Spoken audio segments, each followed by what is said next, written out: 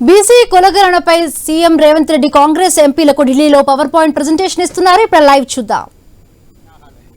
Particular इन upper caste, तो upper caste में जितने भी कास्ट जो रिप्रेजेंट करने वाले को मैं बार बार बुला के बिठाया, भाई सोसाइटी में जब कुछ चेंजेस आ रहा है वी हैव टू एक्सेप्ट, क्योंकि जब आज़ादी नहीं था ब्रिटिशर्स थे, मगर लोगों का सोचधारा ये था, कांग्रेस पार्टी ने सोचा लोगों को आज़ादी दिलवाने का, इसीलिए कांग्रेस पार्टी ने अंग्रेजों के खिलाफ लड़कर इस देश को आज़ादी दिलवाए। जब हमारे तेलंगाना के बारे में भी 60 साल हम लोग लड़े तेलंगाना हासिल करने के लिए एक राज, श्रीमती सोनिया गांधी जी ने December 9, 2009 she has decided to give Telangana. तो 70 साल हम लोग लड़े, मरे, शहीद हुए, मगर हासिल नहीं कर सका। Just because of Shrimati Sonia Gandhi ji we have got a state. वो स्टेट में जो राहुल जी ने वादा किया वो जिम्मेदारी निभाने के लिए मैं तैयार हो गया, खड़ा हो गया। जितने भी मेरे जाति के दूसरे जाति के जो भी फॉरवर्ड कास्ट है सबको बुलाया, मैं बिठाया। भाई समय समय पर कुछ चेंजेस आते रहता है, सोसाइटी में कुछ रेवोल्यूशन आना चाहता है, हम दबा के रखे तो वो हटा के ले लेंगे, हम खुशी से अगर दिए तो हमारा भी थोड़ा इज्जत बढ़ेगा। तो मैं समझाया आप लोगों को ये तो होने वाला ही है, मगर आपको हटा के करवाना है, नहीं तो आप कुर्सी में बैठकर करने का है, ये इतना ही तय करो। हमारे साथियों को यही साफ कह दिया मैं, भाई अभी वक्त आया, हम करना ही पड़ेगा। अगर एक साल आगे एक साल पीछे तो हम डिसाइड कर लिए। February 4, 2024 ने मैं काम शुरू किया, 4 February 2025 एग्जैक्ट 1 ईयर में मैं सब कुछ खत्म करके असेंबली में रख दिया। I have declared that is Social Justice Day on February 4th. Every year we are going to celebrate on February 4th. That is Social Justice Day. Just because of Rahul Gandhi ji, Shrimati Sonia Gandhi ji and खड़गे जी, क्योंकि कांग्रेस है सब कुछ है, जब कांग्रेस नहीं है कुछ नहीं है। क्योंकि 11 साल से नरेंद्र मोदी जी ने बहुत कुछ कह दिया।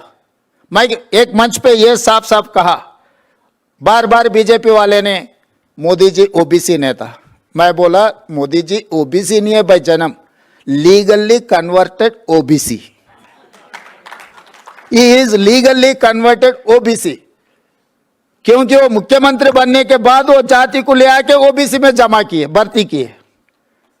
तो उतना दिल से ये नहीं रहता है कि भाई कुछ पॉलिटिकल एडवांटेज, कुछ सिस्टम में हम कुछ फायदा उठाने के लिए हम जब कुछ डिसीजन लेते वो फायदा के लिए सोचते।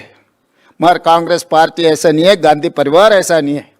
महात्मा गांधी जी, इंदिरा गांधी जी, राजीव गांधी जी इस देश के लिए शहीद होकर इस देश को इकट्ठा किए। उनके वारिस राहुल गांधी जी ने बहुत सारे मित्र रहते हैं, मगर आत्मा से जो मिलता है, लोग मुझे बोलते रहते हैं भाई आप कांग्रेस में नहीं था, अभी कांग्रेस में आपको कुर्सी मिल गई।